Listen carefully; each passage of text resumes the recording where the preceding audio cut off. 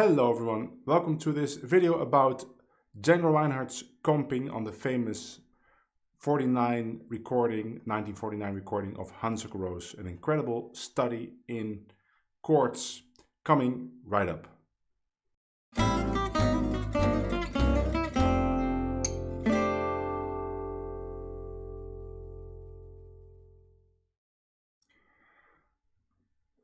So, we're here in the Netherlands and it's incredibly hot outside. I think it's a new record and it's incredibly hot in this room. I even turned out my main light because it's unbearable. So I'm going to try to make this video as short as possible, but you know me, that's very difficult for me.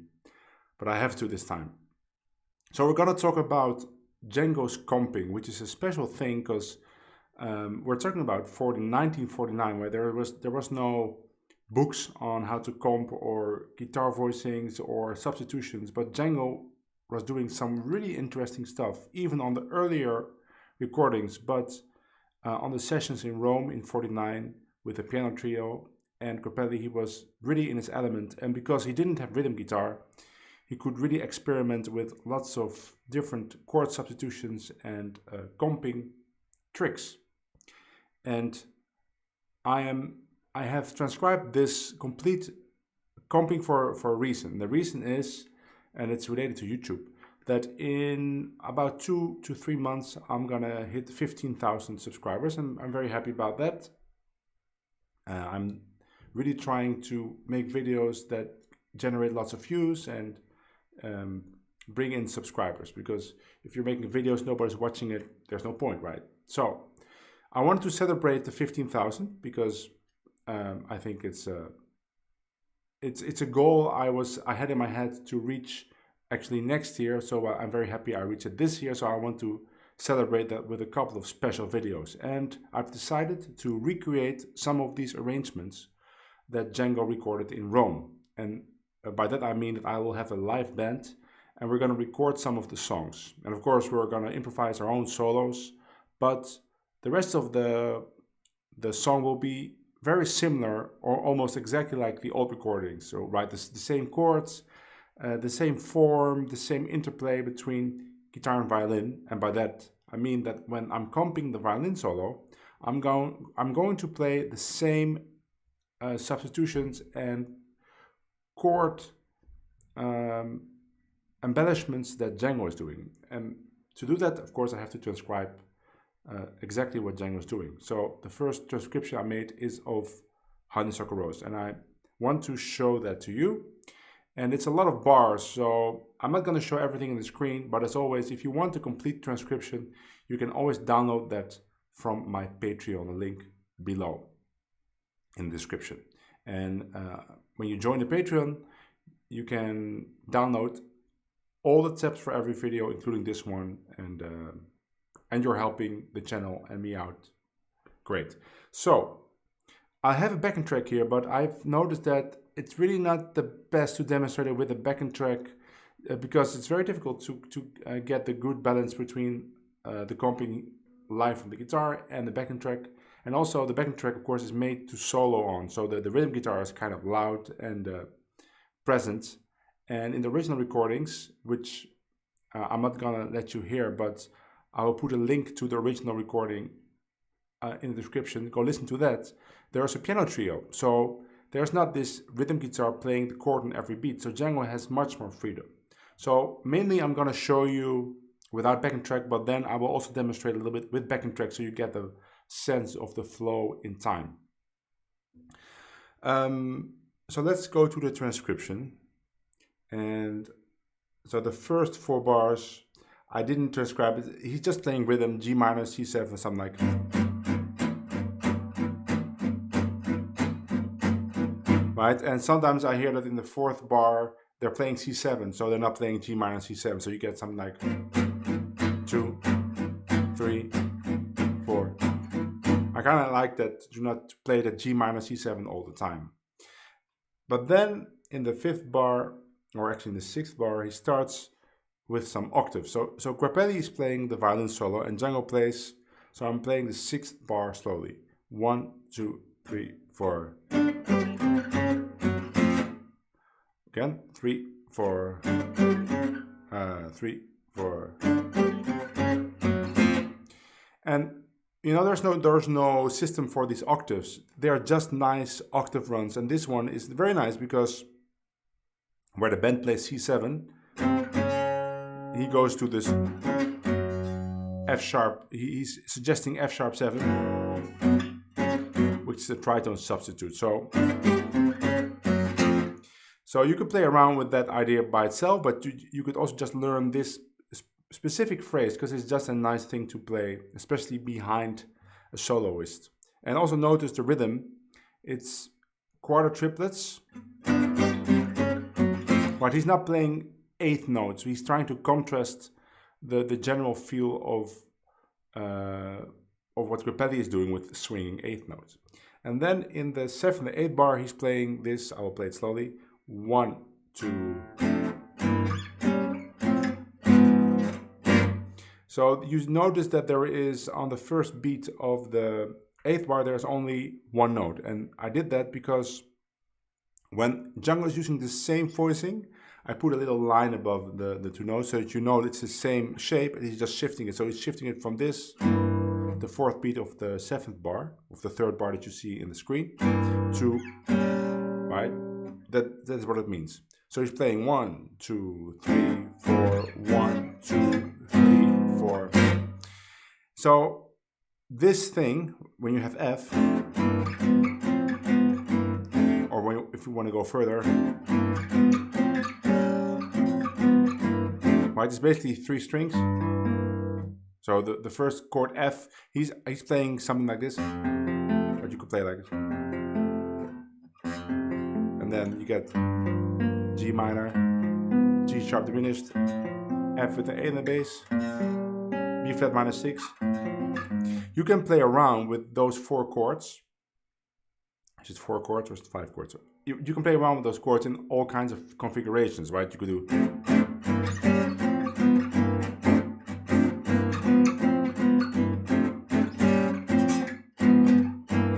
all kinds of things. You can come up with your own variations. But in this case, because Honeysuckle Rose starts on G minor, right? The 2nd A is going to start on G minor.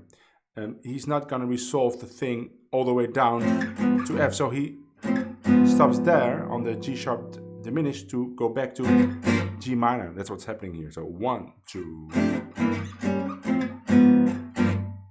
Yeah. Okay, let's continue. And then as the 2nd A, and he's just playing chords 1, 2, 3. Now, when you listen to the recording, you kind of hear this note. So at first was like, what is he doing? Because that surprised me. Is he doing something like this? It's very un-Django-like to do this. But then I heard also the lower note, the lower F. Like, I heard both octaves, and that is something that Django would never do. So I figured, no, he's actually playing normal voicings. But you kind of hear that high F just because of what's happening in the room. And so I'm pretty convinced he's just playing 3-note voicings. Well, of course, you could try something like something. But I would myself, if I'm gonna play this for the video, I'm gonna play the lower voices. Okay. And then the second 4 bars of this 2nd A. So 1, 2, 3, 4. But he's playing another variation of the same. But this time he's resolving to F. Notice that I didn't write all those chord symbols above the notes. I just wrote the chords that are being used by the rhythm section because I want you to realize that Django is not thinking of all these chords. He's just thinking the normal chords and then he's playing embellishments around them. Some octaves here. Then we're going to the bridge. So the last chord is because he wants to go to F7, and now something really interesting is going to happen. Let me first play you these 8 bars, right? The 8 bars, the first 4 bars, and the bridge. He's playing a different chord on every beat. So 1, 2, 3.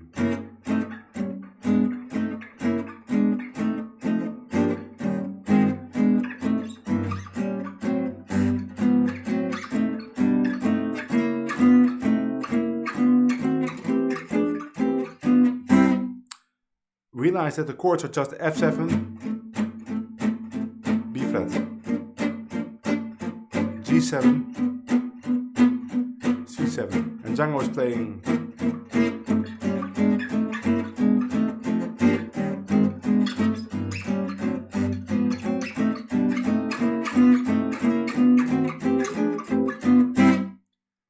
So that's incredibly genius, I think. Go listen to the original recording to hear what is happening, because it sounds like magic. He's basically just shifting around those 7 chords, right? Those 3-note voicings over 7 chords, shifting around in a very smart way. There's no really real point in analyzing it. I would just practice this until you get it in your fingers. There's one point though that is kind of weird. That's the 3rd bar that you see here. He's playing. So the chords are just B flat. But he's playing 5-1 to B flat, 5-1 to A flat, and then he plays, I think he's doing that on the recording, it's not very clear, but that sounds weird to be on F7 on the first beat of this 4th bar. If I would play this, I would actually do 5-1, 5-1, 5-1, back to B flat. So instead of doing, I would do, and then going, now we're on G7, that's the second 4 bars, he's doing this thing. So it's the same thing I was talking about in the beginning, like these chords in all different kind of configurations. So he wants to go from this G chord to this G chord with a B in the bass. So 1 more bar of G. Now he has to go to C7, but he's just playing some kind of thing like this, some kind of chromatic thing. But he does resolve it to C, but not until the 4th bar that you see here. So on C7 he's still on F7, or he's on F7. He does 2, 3, 4, and now he's on C. Right, but because it's moving, you're not bothered by the fact he's on F7 when the chords are on C7. He's moving to C7 or to C, right? So let me play these 4 bars. 1, 2, 3, 4.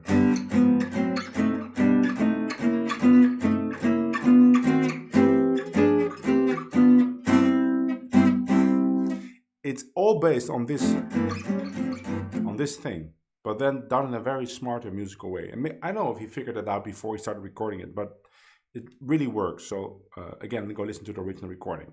Let me play from the beginning to here with a backing track. And I'm mainly worried about the bridge, because I'm not sure if I remember everything before that, because I just transcribed it.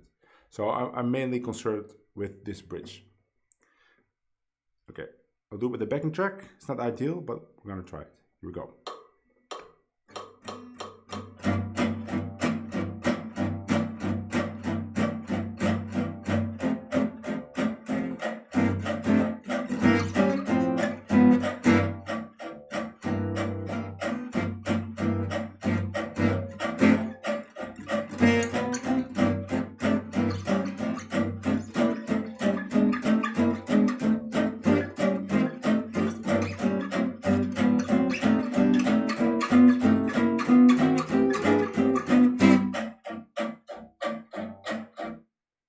Fantastic. Okay.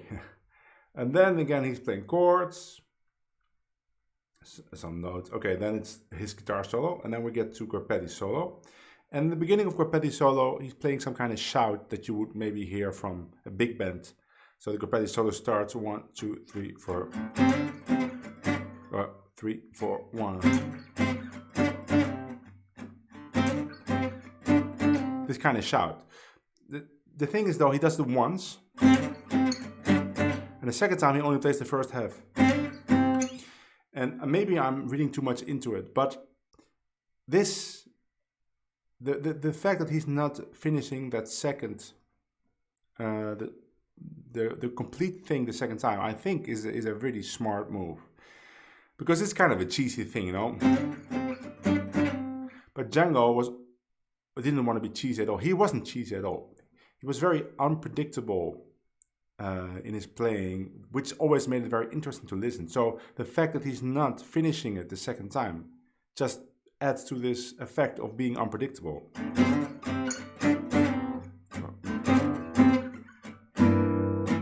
Right, playing a chord there.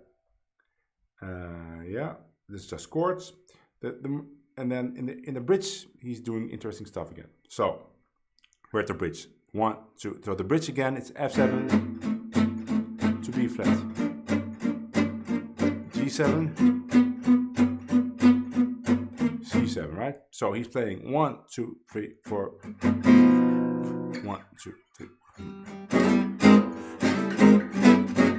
2, 3, 4.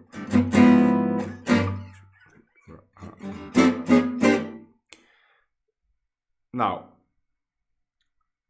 these chords, they're nothing special. I mean, there are some chords that you don't really play that often, like this first chord. On F7 he plays this like B7 flat 5 with the F here, which is great voicing. You can play it like this or you can play it like this. But I kind of hear him playing it low on the guitar. And then he's playing, which is a voicing for B flat 7 9. It's all on the tab. It's just very powerful. It sounds great. And even though the chord is B flat 6, it kind of works. This voicing on guitar works on 6 chords and 7 chords. Notice that when he does this chromatic thing going down, that he plays this short muted upstroke. Always when he plays chords on the beat like this, to give it extra oomph, to give it extra power, he plays these short upstrokes before. In his solo, that's the same thing, right? In his solo, he does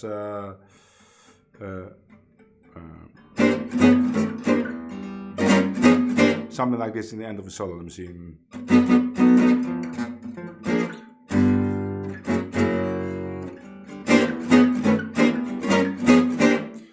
I mean, the effect is clear, right? You want this really powerful chords. So 3, 4.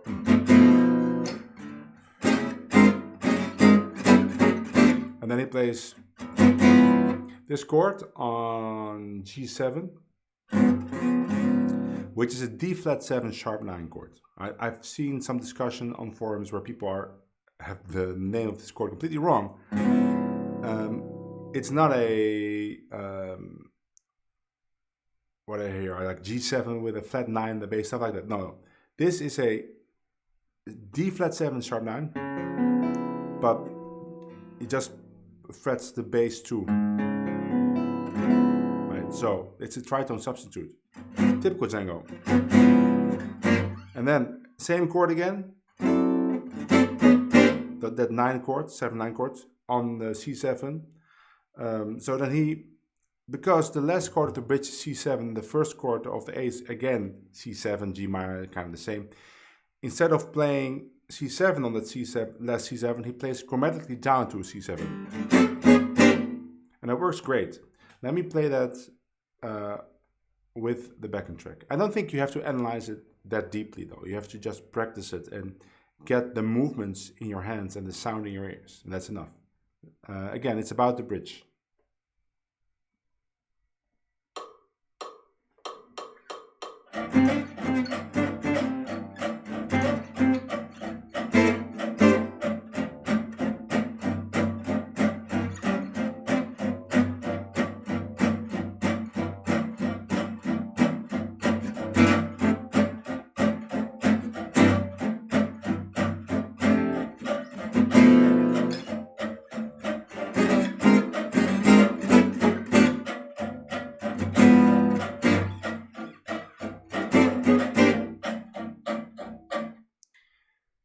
And then the last 8 bars, they're just chords again, ending like this. So 1, 2, 3, 4. And then they are at the end. You get to play it. So that was it. it's actually not that hard to play, or it could be kind of hard to memorize all this stuff, but like technically it's not that hard, and it's much harder to actually transcribe it because it's kind of hidden in the recordings. But it's definitely doable, especially when you realize or know what kind of chord Django preferred, and I do know that because I've transcribed a lot of Django. If you want to hear or see me play that, like this transcription live, then wait until I hit 15,000 subscribers. Now I may be actually traveling when it happens, but pretty soon after I will have a video on my channel where we play this arrangement live, and it's going to be a lot of fun because there's also a piano who's playing in a stride style, and I have a piano player that can do that really well. I have a great violin player, so that's going to be a lot of fun. Please like this video, subscribe. If you want the tab, the PDFs for this transcription, go to my Patreon, and I will see you all in the next video, which will take more than a week now because I'm traveling next week. But until then, have a good time, and if it's really hot where you are, I hope you can cope with it. Bye.